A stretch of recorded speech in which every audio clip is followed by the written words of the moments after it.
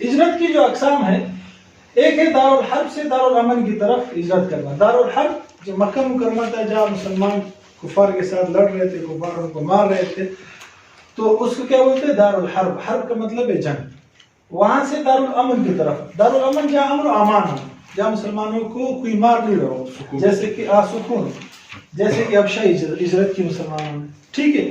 دوسری قسم ہے دارالحرب سے دارالاسلام کی طرف، کہ جہاں مسلمانوں پہ ظلم ہو رہا ہو، لڑائی ہو رہی ہو، وہاں سے وہ نکل جائے اسلام، جہاں اسلامی ریاست ہو یا اسلامی تعلیمات، جیسے کہ مدینہ منورہ مسلمانوں نے ہجرت کی. یہ ہجرت کی دو قسمیں.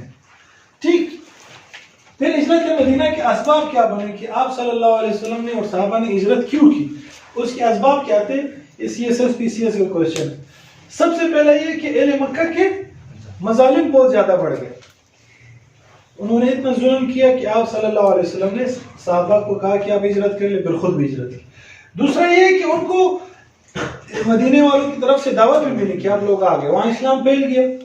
تیسرا یہ ہوا کہ ہجرت ابشا جب ہوئی وہ بہت کامیاب ہوئی، صحابہ وہاں اسی خوشی لینے لگے، تو انہوں نے کہا کہ یہ کامیاب ہوا تو دوسری ہجرت بھی کامیاب ہوگی. پھر یہ ہوا کہ آپ صلی اللہ علیہ وسلم کو اللہ نے حکم دے دی، اجازت بھی دے دی، قل رب ادخلنی مدخل صدق واخرجنی مخرج صدق واجعلنی من لدنک نصیر. سلطان النصیر، حافظ نہیں ہے آج. تو سورہ اسراء آیت نمبر 80 میں یہ جو آیت میں نے آپ کے سامنے پڑھی، اللہ کمی بیشی معاف کرے، میں حافظ نہیں ہوں، تو اس میں اللہ نے حضور صلی اللہ علیہ وسلم کو اجازت دے دی کہ آپ ہجرت کریں. تو یہ ہجرت مدینہ کے اسباب تھے. پھر ہجرت کا آغاز کیسے ہوا؟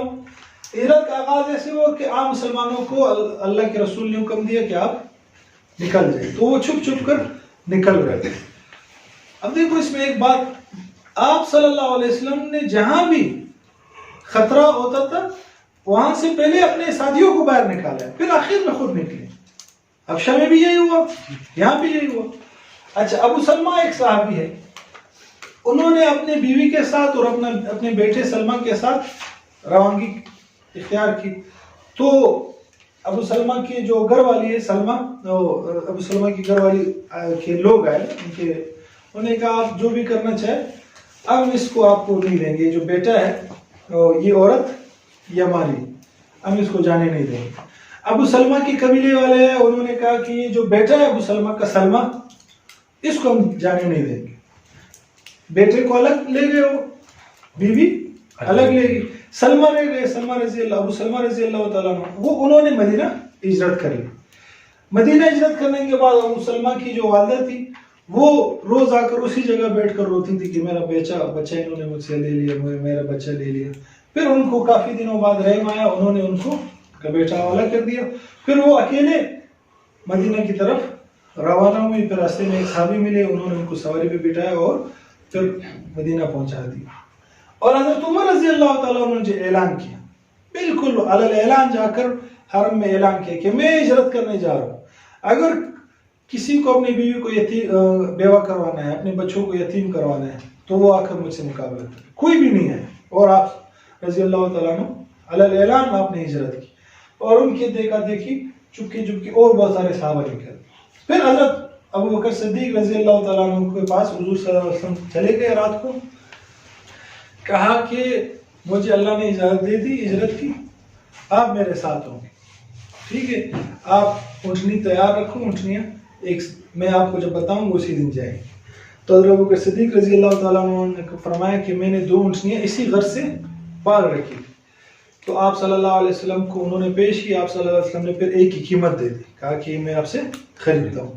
تو وہ 2 اونٹنیاں ابو بکر صدیق رضی اللہ تعالیٰ عنہ نے ایک دوسرے شخص تھے غیر مسلم، اس کا نام آگے میں لکھوا دوں گا، اس کے حوالے کی، اور کہا کہ 3 دن بعد غار سور آپ لے آنا اس. ٹھیک ہے، یہ ہوا. اور وہاں سے اگلے اسی 1 ربیع الاول کو 1 ہجری کو کیا ہوا، کفار نے دار الندوہ میں مشورہ کیا. 1 ربیع الاول 1 ہجری کو دار الندوہ حتیم، میں نے آپ کو بتایا تھا حتیم کون سی جگہ ہے؟ خانہ کعبہ کے سامنے جو دیوار لگی ہوئی ہے، یہ خانہ کعبہ کا حصہ، اس کا پورا قصہ میں نے آپ کو سنایا. تو اس کے بالکل سامنے آج کل جہاں اذان ہوتی ہے اس جگہ یہ دار الندوہ تھا. یا کفار بیٹھ کے, یعنی ان کا پارلیمنٹ تھا, مشورہ کرتے تھے. انہوں نے مشورہ کیا کہ کیا کیا جائے. ابھی سارے مسلمان چلے گئے, اگر یہ حضور صلی اللہ علیہ وسلم کو ہم نے نہیں مارا تو یہ بھی ہاتھ سے نکل جائیں گے, یہ موقع اچھا ہے, اس میں حضور کو مارتے ہیں. تو پھر انہوں نے کہا کہ کیا کیا جائے. کسی نے کہا ان کو قید کر دیا جائے, کسی نے کہا کیا کیا جائے, کسی نے کہا اس کو قتل کر دیا جائے. تو کہا کہ قتل کریں گے تو ان کے قبیلے والے پھر نہیں چھوڑیں گے جس نے اس کو قتل کیا. پھر ابو جہل نے کہا ایسا کرتے, ہر قبیلے سے ایک ایک آدمی اکٹھا کر کے سب حضور پہ حملہ کر دیں گے, تو بڑا حضور کو قتل کر دیں گے. اس کا قبیلہ آئے گا, ہم کہیں گے کہ بھائی پتہ نہیں کس نے مارا ہے. اب 9 قبیلوں سے تو نہیں لڑ سکتے نا ان کا قبیلہ. یہ ہے کہ وہ دیت مانگیں گے, ہم دیت دے دیں گے. تو یہ مشورہ ہوا کہ بالکل ٹھیک ہے, اسی طرح کریں گے. رات کو وہ آئے اور حضور صلی اللہ علیہ وسلم کے مکان کو گھیرا. مکان کو دیکھو, اس وقت بھی یہ معیوب سمجھا جاتا تھا کہ مکان کود کر انسان مکان کے اندر چلا جائے. باہر انتظار کر رہے تھے کہ صبح حضور نکلیں گے تو حضور کو ماریں گے, اندر نہیں گئے. آپ صلی اللہ علیہ وسلم نے حضرت علی رضی اللہ عنہ کو ساری جو امانتیں تھی وہ سپرد کی اور کہا کہ فلانا فلانا کو یہ دے دینا, میں جا رہا ہوں, پھر آپ بھی کچھ دن کے بعد آ جانا. اور حضرت علی رضی اللہ عنہ کو اپنی جگہ پر لیٹایا. حضور صلی اللہ علیہ وسلم باہر نکلے. سورہ یاسین کی آیت ہے وَجَعَلْنَا مِن بَيْنِ أَيْدِيهِمْ سَدًّا وَمِن خَلْفِهِمْ سَدًّا فَأَغْشَيْنَاهُمْ فَهُمْ لَا يُبْصِرُونَ. یہ آیت پڑھی اور مٹھی اٹھا کے ان کے طرف پھینک دی تو سارے کفار کی آنکھوں میں وہ چلے گی. وہ اپنی آنکھوں کو ملتے رہے, حضور صلی اللہ علیہ وسلم کے درمیان سے سامنے سے نکل. صبح ہوئی, وہ حضرت علی باہر نکلے, کہا کہ کہاں ہے حضور؟ انہوں نے کہا تو نکل گئے. حضرت ابوبکر کے گھر گئے, دروازہ کھٹکھٹایا, اب ان کی بیٹی اسماء رضی اللہ تعالیٰ عنہا نکلی. اس نے کہا کہاں ہے تمہارے والد؟ نے کہا تو نکل گئے. ابو جہل نے اس کو ایک تپڑ بھی مارا غصے سے. وہ پھر انہوں ڈھونڈنا شروع کر دی, ہر طرف ڈھونڈتے ڈھونڈتے کوئی کہاں جا رہا ہے کوئی. اور اس میں اعلان کر دیا کفار نے کہ جو حضور کو پکڑے گا اس کو 100 اونٹوں کو اونٹ اس کو انعام ملیں گے. تو ہر طرف افراتفری پھیل گئی. اب ایک یہ کوشش کر رہا تھا کہ میں حضور کو پکڑوں اور مجھے انعام ملے. اور اتنا آپ صلی اللہ علیہ وسلم نے دیکھو جو منصوبہ بندی اختیار کی, اس سے جو ہمیں سبق ملتا ہے. یہ ہے مدینہ, یہ ہے مکہ, یہ شمال ہے, یہ جنوب ہے. اسی طرح ہے نہیں جی. اللہ ہم سب کو حج اور عمرہ کروائے انشاءاللہ. اب دیکھو آپ صلی اللہ علیہ وسلم مدینہ ہجرت کر رہے ہیں نا, آپ کو یوں جانا چاہیے تھا لیکن آپ یوں نہیں گئے.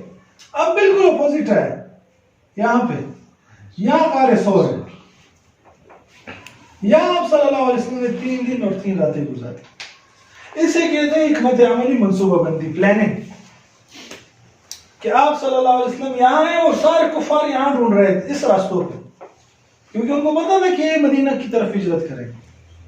یہاں ڈھونڈ رہے تھے, یہاں اس طرف کچھ لوگ آئے, چند لوگ آئے اللہ کے حکم سے. یہ پھر آگے میں بتا دوں گا کہ آپ صلی اللہ علیہ وسلم جب یہاں پہنچے غار ثور میں, حضرت ابوبکر صدیق رضی اللہ تعالیٰ عنہ انہوں نے کہا آپ ٹھہرے, میں اندر جا کے وہ صاف کرتا ہوں. اچھا راستے میں کیا ہے, حضرت ابوبکر صدیق اور حضور صلی اللہ علیہ وسلم چل رہے. حضرت ابوبکر صدیق رضی اللہ تعالیٰ عنہ کبھی دائیں آ جاتے ہیں, کچھ دیر دائیں چلتے چلتے, پھر واپس پیچھے آ جاتے, پھر پیچھے چلتے, پھر واپس بائیں آ جاتے, پھر آگے چلتے, اس طرح جا رہے تھے. تو حضور صلی اللہ علیہ وسلم نے فرمایا ابوبکر یہ کیا کر رہے ہو, کبھی دائیں کبھی بائیں, کبھی آگے کبھی پیچھے. کیا کہ یا رسول اللہ, کبھی میرے ذہن میں یہ خیال آتا ہے کہ کفار پیچھے سے نہیں آ رہا تو میں چاہتا میں پیچھے چلا جاتا ہوں. میرا خیال آتا ہے کہ دائیں سے نہیں آ رہا تو میں دائیں طرف چلنا شروع کروں.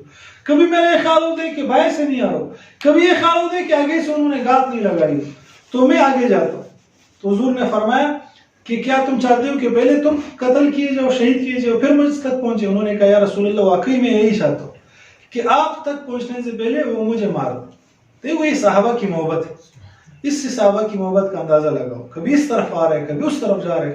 پھر غار میں پہلے کہا میں اندر جاتا ہوں, سارے غار کی صفائی کی اور جہاں جہاں سوراخی تھی وہ سارے بند کی اور بیٹھ کر حضور کو کہا بھی آپ آ جائیں.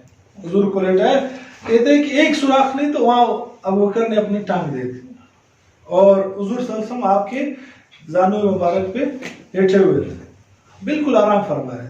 وہاں سے ایک سانپ نے ڈسا ابوبکر, اتنا شدید درد ہوا کہ آپ کے آنسو سے حضور صلی اللہ علیہ وسلم کے رخسار مبارک پر گرے اور وہ جاگ گئے.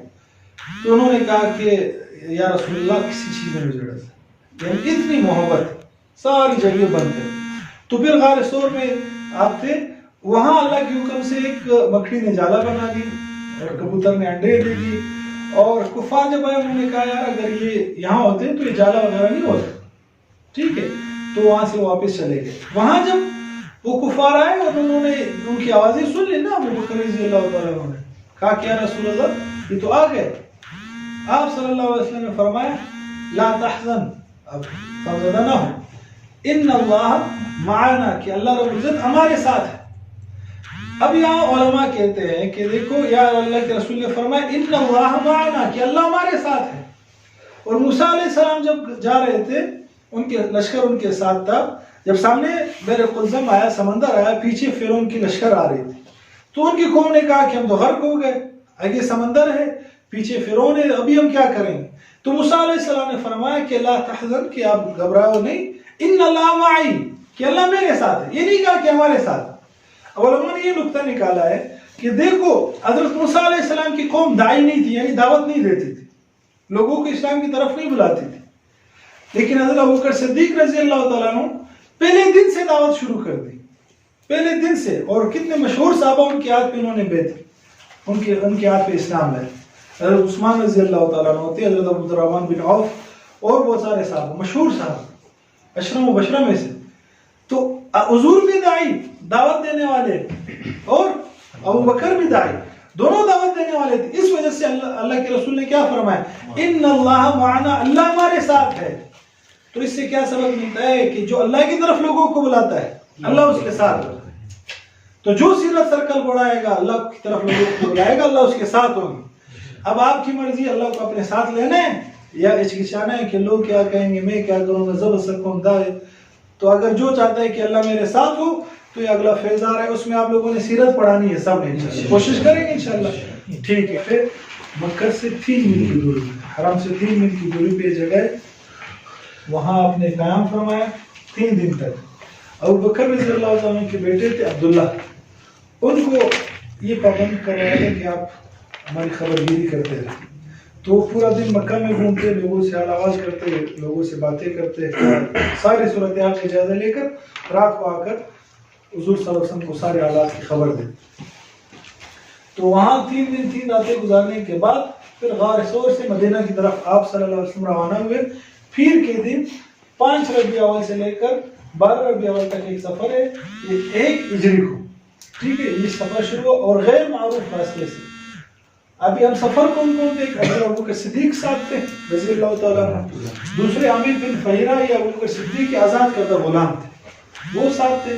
تیسرا ایک غیر مسلم شخص تھا عبداللہ بن, ہم سے آپ صلی اللہ علیہ وسلم نے بات کی کہ یہ آپ کو کیا کریں گے, راستہ دکھائیں گے, راہبری, اور غیر معروف راستے سے. ایک تو راستہ سب کو معلوم ہے, وہ نہیں, غیر معروف راستے سے آپ صلی اللہ علیہ وسلم اور ان کو لے جائیں گے. یہاں سے ہمیں سبق ملتا ہے کہ اگر کسی غیر مسلم سے آپ نے مطلب معاہدہ کرنا ہے تو کر سکتے ہیں, ٹھیک ہے, اگر اسلام کو یا دین کو کوئی خطرہ نہ ہو تو ان سے آپ کام بھی کر سکتے ہیں. تو یہ وہی شخص تھا جو جن کو انہوں نے اونٹنیاں دی تھی کہ اب جائیں گے 3 دن بعد آپ نے وہاں ہے. تو تیسرے دن یہ وعدے کے مطابق 2 اونٹنیاں لے کر غار ثور پہنچ گئے. تو وہاں سے پھر سفر شروع ہوا. جی, دوسرے شخص مسلمان, ہاں یہ مسلمان, یہ ان کے ساتھ.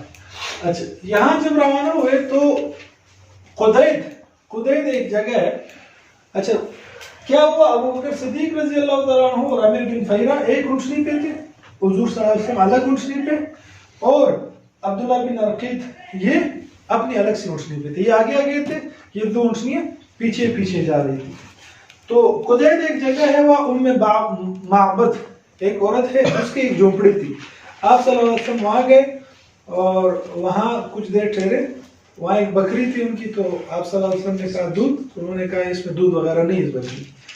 تو آپ صلی اللہ علیہ وسلم بکری کو قریب کیا تو انہوں نے کہا کہ اس میں دودھ نہیں ہے. آپ صلی اللہ علیہ وسلم نے جب ان پہ ہاتھ پھیرا اور دودھ نکالا, اور دودھ اتنا دودھ نکلا کہ سب نے پیا, سب سیر ہو گئے, ام معبد نے بھی پیا. اور وہاں سے جب روانہ ہونے لگے تو ابو معبد وہ بھی پہنچ گئے, یعنی ان کے شوہر. انہوں نے سارا واقعہ سنا ہے کہ اس بکری میں جس کے تنوں میں بالکل دودھ نہیں تھا, یہ ایک شخص آئے, انہوں نے کہا شاید یہ وہی پیغمبر ہے, آخری پیغمبر ہے. تو انہوں نے بھی ان کے ہاتھ پہ مسلمان ہو گئے, اور وہ یہاں سے پھر آپ صلی اللہ علیہ وسلم آگے چلے گئے. آگے جب گئے تو سراقہ بن مالک ایک شخص ہے، انہوں نے آپ صلی اللہ علیہ وسلم کا تعاقب شروع کیا. میں نے کہا تھا کہ 100 اونٹوں کا انعام تھا، اور شخص یہ چاہ رہا تھا کہ میں پکڑ لوں. تو سراقہ بن مالک ایک مجلس میں بیٹھے ہوئے تھے، تو کسی نے آ کر کہا کہ کچھ انجانے لوگ فلانا جگہ پہ ایسے چلتے ہوئے نظر آئے. ان کو تو احساس ہو گیا کہ وہی حضور صلی اللہ علیہ وسلم. انہوں نے بات وہاں سے گول مول کر دی کہ نہیں یہ فلانا. وہاں سے اٹھ کر چپکے سے گھر چلے گئے اور گھوڑے اٹھا کر روانہ ہو گئے، حضور صلی اللہ علیہ وسلم کے تعاقب پہ چلے گئے. اتنے قریب ہو گئے کہ حضور صلی اللہ علیہ وسلم کی تلاوت ان کو سنائی دے رہی تھی. ابو بکر صدیق رضی اللہ تعالیٰ عنہ نے جب ان کو دیکھا کہ اے رسول اللہ تو آ گئے. آپ صلی اللہ علیہ وسلم نے فرمایا کہ بھئی لا تحزن ان اللہ معنا، کہ اللہ ہمارے ساتھ. اور آپ صلی اللہ علیہ وسلم نے یہ سراقہ بن مالک کے لیے بدعا کی تو ان کا گھوڑا زمین میں دنسنے لگا، بالکل زمین میں دنسا ہوا جا رہا تھا.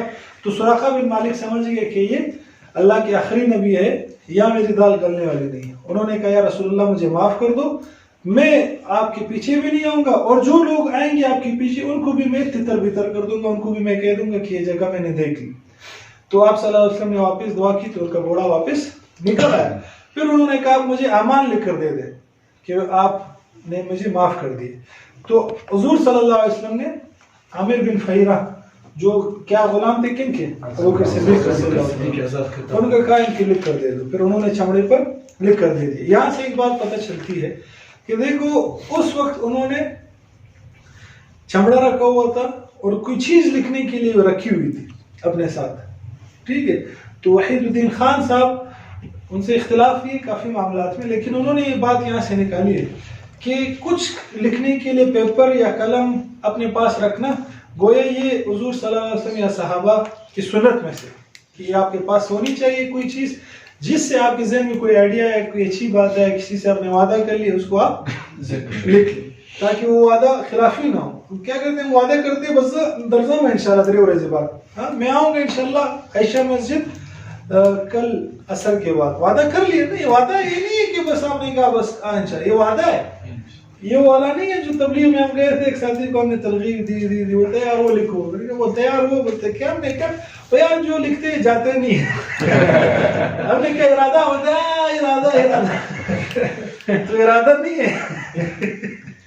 تو ابھی آپ نے کیا کرنا ہے، اس کو نوٹ کر دینا ہے، لکھ لینا ہے کہ بھائی عائشہ مسجد پیر والے دن یعنی کہ کل عصر کے بعد جانا ہے، یعنی عصر میں پہنچنا ہے یہ.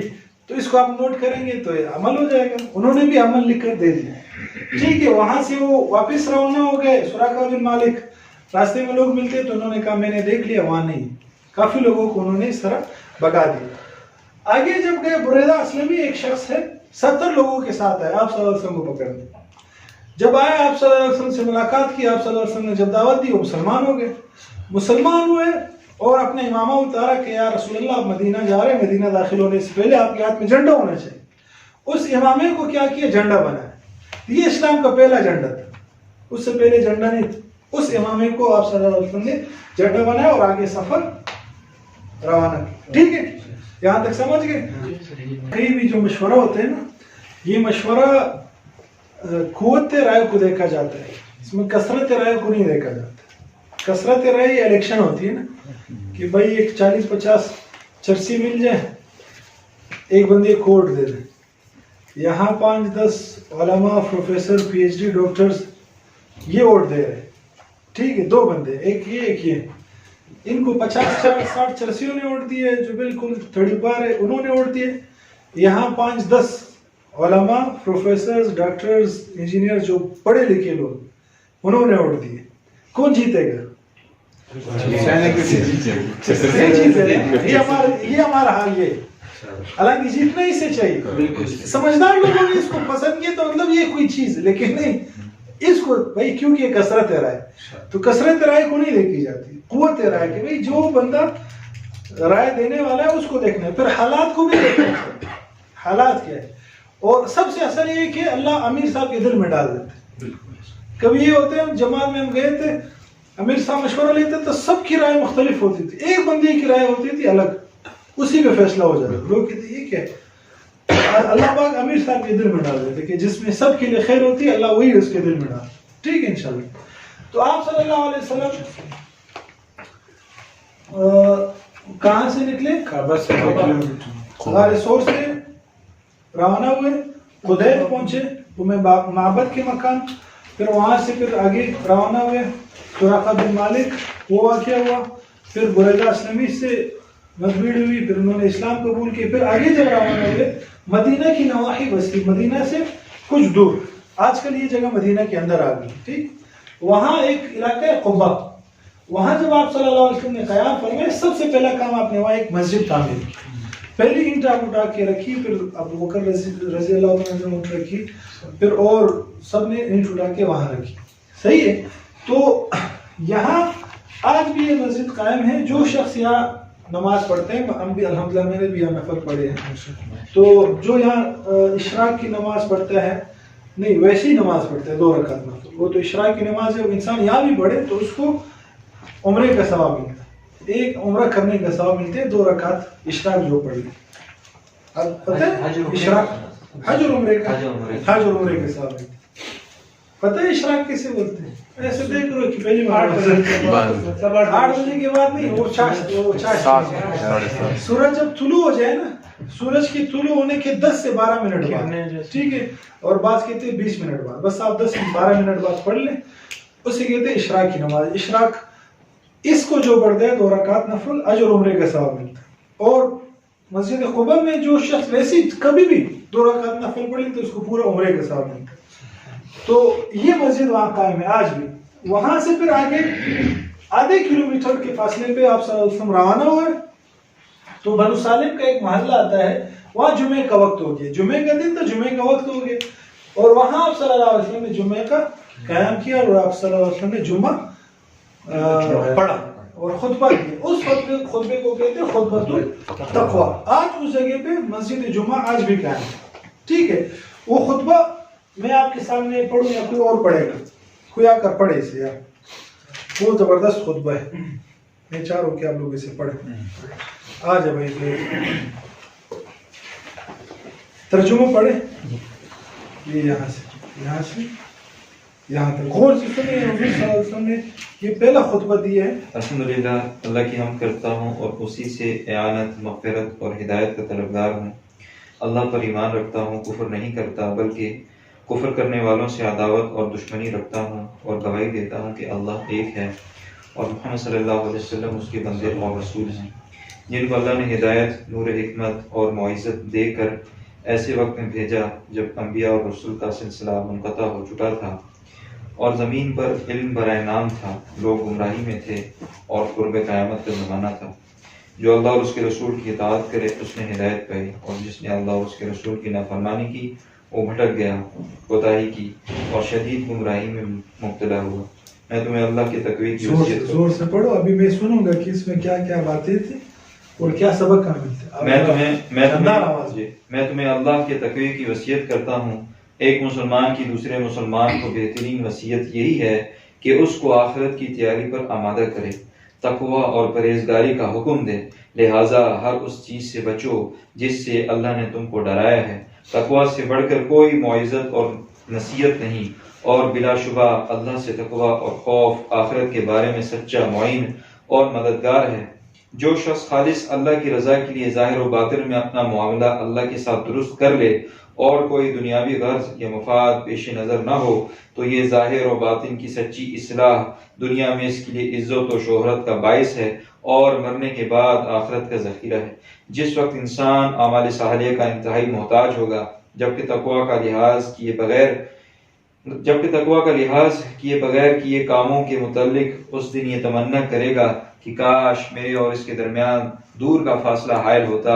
اللہ تعالیٰ تم کو اپنی عظمت اور جلال سے ڈراتے ہیں، اور یہ ڈرانا اس وجہ سے ہے کہ اللہ تعالیٰ بندوں پر نہایت شفیق اور مہربان ہے۔ اللہ اپنے قول میں سچا ہے، وعدے کا وفا کرنے والا ہے، اس کے قول اور وعدے میں خلاف نہیں ہوتا۔ اللہ تعالیٰ کا فرمان ہے، میرے فیصلوں میں کوئی تبدیلی نہیں اور نہ میں اپنے بندوں پر ظلم کرنے والا ہوں۔ بس اپنے دنیاوی اور آخروی کاموں میں ظاہر اور باطن میں اللہ سے ڈرو۔ جو شخص اللہ سے ڈرتا ہے تو اللہ تعالیٰ اس کے گناہوں کو معاف فرما دیتے ہیں اور اجر عظیم عطا فرماتے ہیں، اور اللہ سے ڈرنے والا شخص یقیناً بڑا کامیاب شخص ہے اور تقوی ایسی چیز ہے جو انسان کو اللہ کے غضب، اس کی عقوبت، سزا اور ناراضگی سے بچاتا ہے، اور تقوی ہی کی بدولت بہت سے چہرے قیامت کے دن روشن اور نورانی ہوں گے۔ یہی تقوی اللہ کی رضامندی اور درجات کی بلندی کا ذریعہ اور وسیلہ ہے۔ تم تقوی سے جس قدر حصہ لے سکتے ہو لے لو، اور اس میں کمی نہ کرو، اور اللہ کی اطاعت میں کسی قسم کی کوتاہی نہ کرو۔ اللہ تعالیٰ نے تمہاری تعلیم کے لیے کتاب اتاری اور ہدایت کا راستہ واضح کر دیا تاکہ سچے اور جھوٹے دونوں جدا جدا ہو جائیں۔ بس جس طرح اللہ نے تمہارے ساتھ احسان کیا، تم بھی اسی طرح حسن و خوبی کے ساتھ اس کی اطاعت بجا لاؤ، اور اس کے دشمنوں سے دشمنی رکھو، اس کی راہ میں جہاد کرو اور جہاد کا حق ادا کرو۔ اور اللہ تعالیٰ نے تم کو منتخب کیا ہے اور تمہارا نام و لقب ہی مسلمان یعنی مطیع و فرما بردار رکھا ہے۔ بس اس نام کی لاج رکھو۔ خدا کا قانون یہ ہے کہ جو ہلاک ہوا اور اتمام حجت کے بعد ہلاک ہوا، اور جو زندہ رہے وہ بھی اتمام حجت کے بعد بصیرت کے ساتھ زندہ رہے۔ گناہ سے بچنے کی ہمت اور نیکی کی طاقت و قوت اللہ کی مدد کے بغیر ممکن نہیں۔ بس کثرت سے اللہ کا ذکر کرو اور آخرت کے لیے عمل کرو۔ جو شخص اپنا معاملہ خدا کے ساتھ درست کر لے گا، اللہ تعالیٰ لوگوں کے مقابلے میں اس کے لیے کافی ہو جائیں گے۔ کوئی شخص اس کو ضرر نہیں پہنچا سکتا، کیونکہ اللہ تعالیٰ کا حکم سب پر چلتا ہے اور اللہ پر کسی کا حکم نہیں چلتا، اور اللہ ہی سب کا مالک ہے، اور لوگ اللہ کی ملکیت میں کسی چیز کے حصے دار نہیں۔ اللہ اکبر، لا حول ولا قوت۔ ماشاءاللہ۔ اچھا، یہ خطبہ تقوی اس کو کہتے ہیں۔ دیکھو آپ صلی اللہ علیہ وسلم نے اس میں اس خطبے میں تقوی کے بارے میں زیادہ سے زیادہ بتایا کہ آپ تقوی کرو۔ تقوی کسے بولتے ہیں؟ کس چیز سے پرہیز کرنا؟ برے اور برے کام سے، ٹھیک ہے، جس سے آپ کے ہمارے اور آپ کے رسول صلی اللہ علیہ وسلم منع فرمایا، اس سے پرہیز کرنا، اس سے دور ہو جانا، چاہے وہ کھانے میں ہو، چاہے پینے میں ہو، چاہے حلیے میں ہو، چاہے گھریلو معاملات ہو، چاہے معاملات ہو، چاہے معاشرت ہو، چاہے اخلاقیات، جس چیز سے منع کیا گیا اس سے اپنے آپ کو بچانا، اسے کہتے ہیں تقویٰ۔ اکیلے میں اللہ سے ڈرنا۔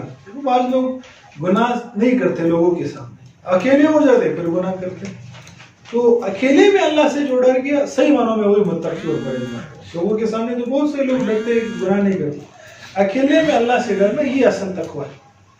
اب دیکھو آپ صلی اللہ علیہ وسلم نے 13 سال مکہ مکرمہ میں مشقت والی زندگی گزاری۔ وہاں سے جب آپ آئے، آپ نے پہلا خطبہ دیا، آپ نے اس میں اس کا کوئی بھی تذکرہ نہیں کیا کہ ہمارے ساتھ یہ ظلم ہوا، ہمیں مارا گیا اور یہ کیا، کوئی بھی شکوہ شکایت نہیں۔ اس سے ہمیں کیا سبق ملتا کہ بھائی جو پیچھے گزر گیا اس کے بارے میں نہیں بات کریں، اس کے بارے میں ہم پیچھے کی بارے ماضی میں ہی بولتے رہتے ہیں، ہمارے ساتھ یہ ظلم ہوا، فلانا ہوا، فلانا ہوا، فلانا نہیں۔ آپ آگے کی سوچو کہ آگے آپ نے کیا کرنا ہے، آگے جو اللہ نے آپ کو زندگی دی ہے، جو باقی ہے اس میں اللہ نے آپ کو موقع دیے۔ اب ہم بہت سے لوگوں کو دیکھا ہوگا جو پچھلی زندگی میں جو ہوا ہے، جب آپ اس کے ساتھ بیٹھو گے اسی کا تذکرہ کریں گے۔ ایک جگہ میں کام کرتا تھا تو ہمارے ایک منیجر تھے، وہ منیجر صاحب نے پتہ نہیں کتنے سال پہلے ایک ایوارڈ جیتا تھا، ٹھیک ہے، پھر ان کو کمپنی لے گئی تھی، یہ بربن کوئی وزٹ کروایا تھا، اس کے بعد اس کی کارکردگی بس بالکل زیرو تھی۔ ہم جب بھی بیٹھ جاتے تھے اسی کا تذکرہ کرتے، او یار میں نے ایسا کام کیا، ہم گئے بربن، یا مطلب ہفتے میں 3-4 مرتبہ وہ واقعہ میں سناتے تھے۔ اور کرنٹ سینیریو بالکل بزنس زیرو، کوئی کام دھندا نہیں۔ تو ہم دل میں کہتے تھے یار ہم پیچھے کیا آگے کیا، ابھی آپ کیا ہو، ابھی کی بات کرو، آخر وہی کمپنی نے نکال دیا اسے، ٹھیک ہے، تو بھائی آپ پیچھے کے تذکرے کرتے رہو گے، آگے کام نہیں کرو گے تو کیا ہوگا، لوگ کہیں گے یار راستہ چھوڑ۔ اس سے ہمیں کیا سبق ملتا ہے کہ بھائی پچھلے جس نے آپ کے ساتھ جو سلوک کی بس اس کو اللہ کی رضا کے لیے معاف کر دو، آگے کی سوچو۔ پیچھے جتنے گناہ ہم سے ہو گئے یا آنے سے پہلے، انسان ہے بہت سارے گناہ انسان اللہ سے تو وہ ہو گئے، اس سے اللہ سے توبہ کرے، یا اللہ میری توبہ۔ اب آج کے بعد ایک نئی زندگی شروع کرنے کا عزم کر لے کہ یار آج کے بعد میں نے جو زندگی گزارنی وہ تقویٰ کے ساتھ گزارنی، تقویٰ کے بغیر میں زندگی نہیں گزاروں، ٹھیک ہے۔ یہ خطبہ آپ صلی اللہ علیہ وسلم نے دیے۔ پھر آپ صلی اللہ علیہ وسلم مدینہ میں داخل ہوئے 16 ربیع الاول 1 ہجری کو۔ مدینہ والوں نے استقبال کیا، مدینہ والوں کو پتہ چل گیا تھا کہ آپ صلی اللہ علیہ وسلم آ رہے، وہ روزانہ آتے تھے مدینہ کے شروع میں استقبال کے لیے، دیکھتے تھے کہ کوئی نہیں ہے، روزانہ ایک دفعہ ایک شخص نے پہاڑی پہ چڑھ کر دیکھا تو آپ صلی اللہ علیہ وسلم آ رہے تھے. انہوں نے آواز لگائی کہ وہ جن کا آپ انتظار کر رہے تو آ رہے. سارے بچے بچیاں باہر نکلی, عورتیں گھر کی چھتوں پر کھڑی ہو گئی اور آپ صلی اللہ علیہ وسلم کا دیدار کر رہے ہیں. اور اس وقت بچیوں نے کچھ نعتیہ جملے کہے. طلع البدر علینا, مشہور نعت سنا ہوگا آپ لوگ. کسی کو آتا نہیں آتا کہ چاند ہمارے اوپر طلوع ہو گیا, اور بہت زبردست اشعار ہیں. انشاءاللہ اگر کوئی سیکھ لے یار اگلے اتوار انشاءاللہ پہلے شروع میں وہی پڑھیں گے, ٹھیک ہے. سلمان وہی سیکھ لو, ٹھیک ہے. طلع البدر علینا. اچھا یہ ہوا. پھر آپ صلی اللہ علیہ وسلم ہر ایک شخص کی خواہش تھی کہ میرے گھر میں قیام فرمائے. ہر ایک نے کہا کہ حضرت میرے گھر میرے گھر. آپ صلی اللہ علیہ وسلم نے فرمایا میری اونٹنی جہاں رکے گی میں وہاں قیام فرماؤں. تو اونٹنی گئی حضرت ابو ایوب انصاری رضی اللہ عنہ کے گھر کے سامنے رک گئی. بس آپ صلی اللہ علیہ وسلم نے فرمایا کہ یہی جگہ ہے. وہاں آپ صلی اللہ علیہ وسلم نے قیام فرمایا. 2 منزلہ جگہ تھی. آپ صلی اللہ علیہ وسلم نیچے قیام فرمایا کیونکہ لوگ آتے تھے ملنے ملاقات کے لیے. تو کچھ ایک رات کیا ہوا کہ رات ان سے پانی گر گیا. حضرت ابو ایوب انصاری رضی اللہ تعالیٰ ان کے گھر والے, انہوں نے جلدی سے کمبل وغیرہ ڈال دیے کہ نیچے پانی نہ جائے. پھر انہوں نے گزارش کی کہ رسول اللہ ہم اوپر ہے, بے ادبی ہوتی ہیں تو آپ اوپر چلے. پھر حضور صلی اللہ علیہ وسلم اوپر کی منزل میں رہنے لگے. اب اس میں ایک عجیب حقیقت ہے. حضور صلی اللہ علیہ وسلم کے مدینہ آمد سے 700 سال پہلے یمن کے ایک بادشاہ تھا طبا, وہ وہاں سے گزر رہا تھا مدینہ سے. ان کے ساتھ جو علماء تھے انہوں نے کہا کہ یہ جو علاقہ لگ رہا ہے نا, یا کھجور کے درخت وغیرہ ہے, یہ ہم نے جو پڑھا ہے کہ حضور صلی اللہ علیہ وسلم جو آخری نبی آئیں گے وہ یہاں قیام فرمائیں گے یا ہجرت کر کے آئیں گے. تو انہوں نے جب یہ بات سنی انہوں نے ایک خط لکھا, حضور کے نام خط لکھا اور لکھا کہ اگر میں زندہ رہا تو میں تمہاری حمایت کروں گا اور جو تمہارے دشمن ہیں ان کے خلاف جہاد کروں گا. اور وہ خط ایک عالم کے حوالے کر دیا اور وہاں ایک مکان تعمیر فرمایا اور اس عالم کو کہا آپ اس میں ٹھہرے. حضور صلی اللہ علیہ وسلم جب آئے یہ ان کا مکان ہے, انہوں نے یہاں قیام کرنا. پھر ایک خط دیا اور کہا کہ اب اپنے اگلی نسلوں کو وہ خط دیتے رہو. اللہ کا کرنا حضرت ابو ایوب انصاری رضی اللہ تعالیٰ عنہ یہ اسی عالم کی اولاد میں سے ہے جن کو اس یمن کے بادشاہ نے وہ خط دیا.